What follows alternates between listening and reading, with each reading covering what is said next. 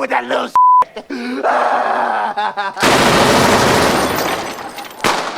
Stop it! Hello, YouTube. Welcome back to VHS. I'm your host, Jesse. Today I've got a very important question for you. Do your favorite movies from back in the day hold up to a modern viewing? Is the comedy still crackling?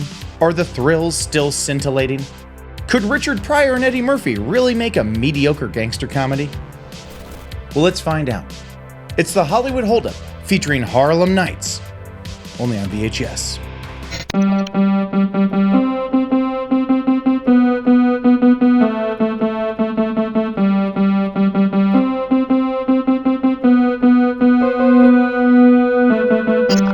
All right, before we get started, let's say a quick hello to producer Craig, who...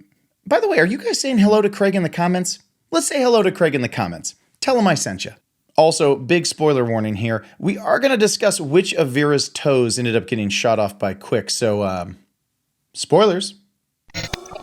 And now, the movie in a minute. There are actually two movies in this movie. We'll talk about it. And here are their stories. Movie 1 is a pretty bland gangster story. Pryor operates a speakeasy called Club Sugar Ray. A mean old white gangster named Calhoun doesn't like black people making money when his terrible club is losing money, so yeah, you can guess the rest of this movie if you've literally seen any gangster films. Calhoun comes after Sugar Ray, and Sugar Ray comes up with a plan to get back at Calhoun while also making a break from NYC to start fresh. Great! Movie over. Movie 2 is a hilarious and touching underdog story about a surrogate family of criminals trying to carve out a life for themselves in a corrupt world that is stacked against them. The plot of this movie is Quick, played by Eddie Murphy, coming of age. What would a woman that fine want in a big, fat, nasty, greasy, fat, stank, bloated, cheesy, backed, 12 sandwich-eating bastard? What does she want with it? I don't know, man. She likes fat guys. Maturity and leadership being forced onto this street kid by the powers pushing down on Sugar's operation. Quick example of how compelling this story actually is. In the beginning, Quick and Vera fight. Come on! Come on! To the point of Quick shooting off one of Vera's pinky toes. And the scene is hilarious. But by the end, those characters are finding their own way to say that they love each other. It's awesome. Honestly, this movie should have just been called Quick and just been this part of the story, these characters. I don't even need to see Calhoun or Danny Aiello, at all. Yes, I'm a little frustrated by this movie, and yes, that will keep coming up.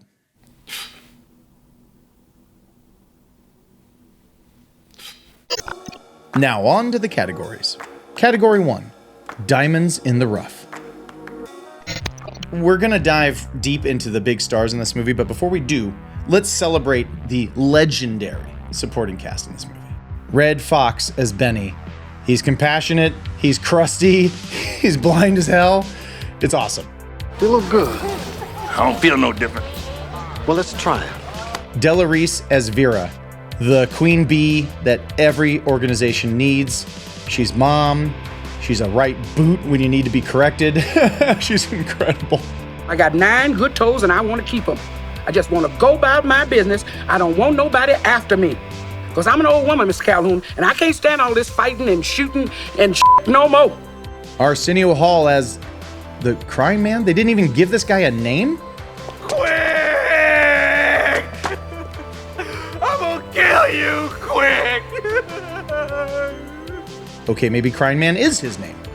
Stan Shaw is seriously underappreciated for all of the physical work he has to do as the champ. Don't take this ass whipping personally. And don't forget Vic Polizos from the Lady Heroin scene. Because your name's heroin, don't mean you have to go around selling it. Category 2, Richard Pryor.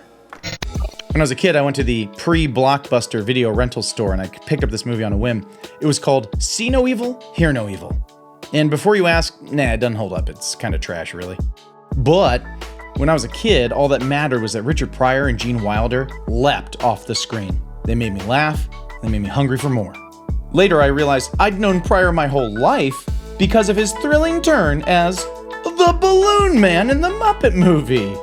I have guys come in all the time. Sometimes they get a bunch of balloons for the girls. They go gaga for it. Gaga?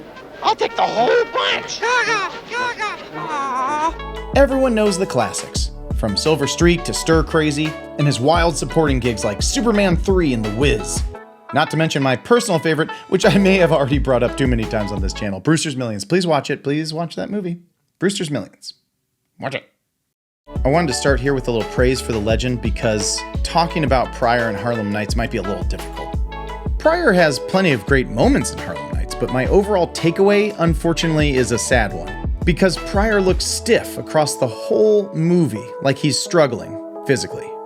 Knowing that Richard Pryor lived hard, like set himself on fire while freebasing hard, and knowing that at this point he's less than 2 years away from his triple bypass surgery, he just doesn't look great, guys.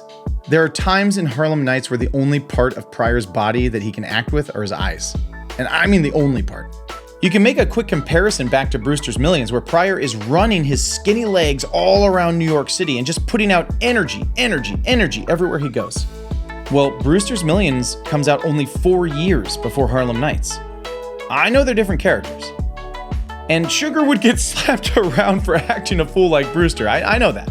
Kiss my entire ass.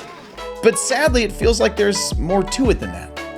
I guess the point is, be grateful for all that Richard Pryor gave us, because he gave us a lot. And he kept giving it all the way down the line. So the least we can do is just pop some popcorn and celebrate him. Where you want to go, Pop? I don't know, son, but we got a tank full of gas and a trunk full of money. That sounds like a sweet combination. Sweet as sugar.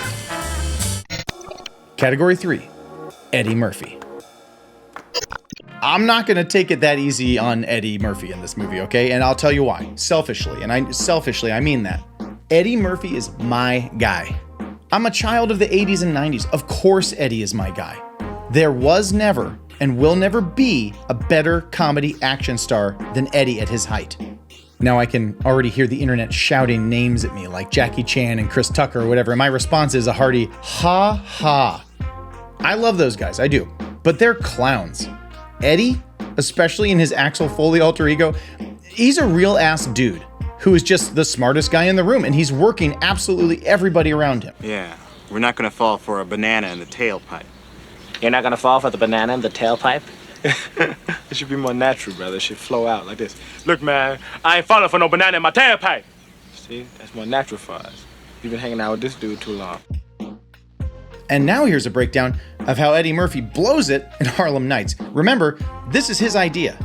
Written and directed by Eddie Murphy. He wants to make a period gangster movie. He wants to play a character named Quick in the 1930s. And he does that sometimes. You know, he's a guy named Quick in the 1930s for some of this movie, but for the rest of this movie, he's completely selling out the premise to just be himself. Because that's funny. Here's Eddie being Quick. It's fine. LaRue, that's a French name, right? We gonna rob Bugsy Calhoun. There's flowers and candy there for me. No, I had brought them for the lady. Here's an example of Eddie being Eddie. It's very funny. Is Quick your real name? No, my name is not Quick. My real name is, no one's asked me that. My real name is, don't laugh, it's Vernest. That's what you're laughing. My name is Vernest Brown, and I kind of go by the name Quick because Vernest Brown is a up name, and I'd like to change the subject. Here's Eddie going from Quick to Eddie in one scene.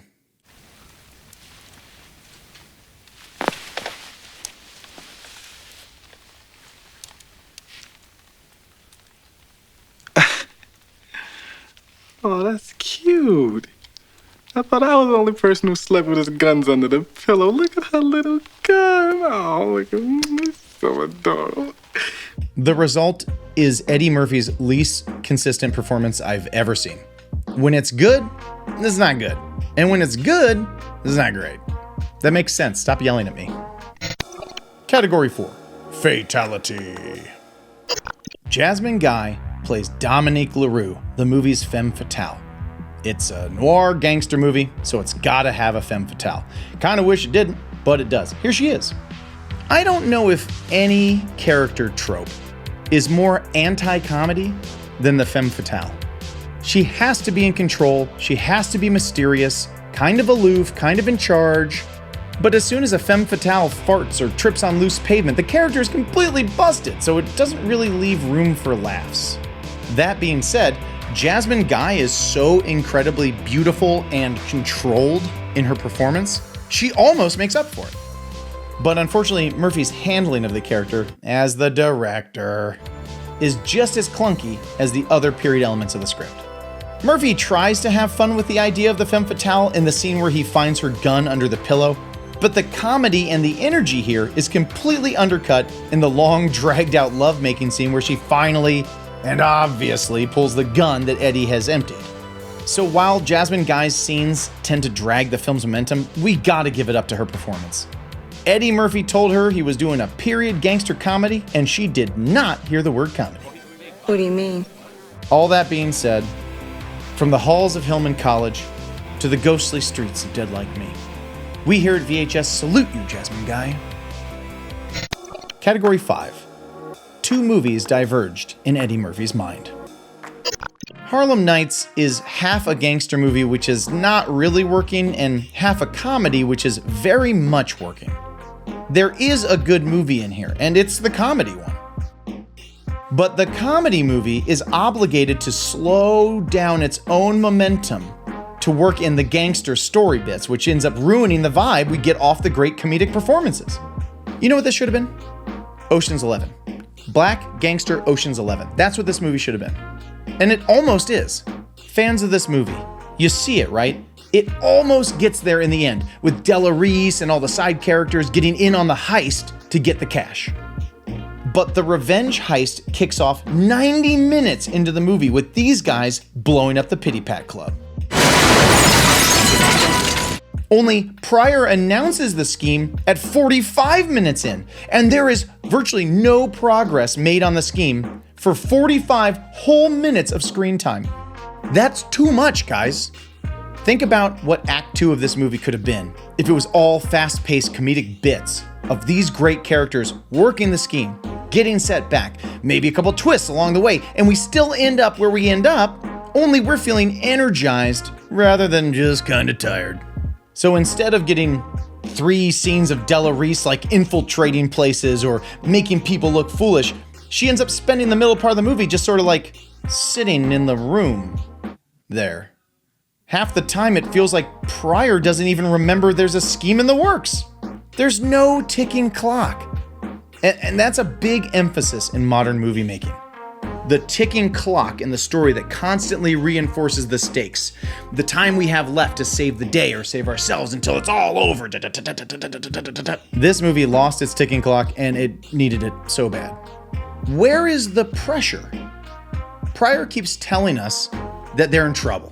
They have to leave. But apparently they can wait for several days until this boxing match arrives. And apparently the bad guy Calhoun is just like fine with it taking that long. So then it just happens bing bang boom at the end. It's all over just like way too fast. And it feels too fast because we've waited for the good stuff too long. Somebody please cut Harlem Nights down into like a 35-minute heist comedy. It would be amazing. Somebody's got to do that. Not me. I'm very busy. Maybe I'll do it. The verdict. Yeah, you know what? Harlem Nights doesn't hold up. But ultimately, that's okay. It has plenty of great moments worth rewatching. And beyond that, it was one hell of a swing by Eddie Murphy. It might just be me, but I find these kind of blank check attempts by brave filmmakers like Murphy so utterly fascinating to watch and dissect. No movie is an island. It's a city full of lives that come together in a panicked rush, and then everyone bleeds out their creativity and effort to create something that will hopefully connect with us. It doesn't always work, but the effort is always valiant. And I, for one, will take all the valiant swings and misses you got, man. Recommendations. Do not watch See No Evil, Hear No Evil. Do not watch Metro. Do not watch Dick Tracy. If you can manage those 3 things, we can all just keep loving Richard Pryor, Eddie Murphy, and gangster movies all together. Well, there you have it. The Hollywood Holdup featuring Harlem Nights. I hope you had fun with the video. I hope you have someone like Quick watching your back. I hope you don't start with Della Reese. I would never. And I hope you spend more time than this thinking about Richard Pryor and all the great movies he left us. That's what I'm going to do. Like the video, subscribe to the channel, and come back and see us next time. We live here. Only on VHS. Take him home, Craig. Thanks for watching, everyone. Oh, and please like and subscribe. Check out more of our videos. Leave a comment. Or don't. You do you.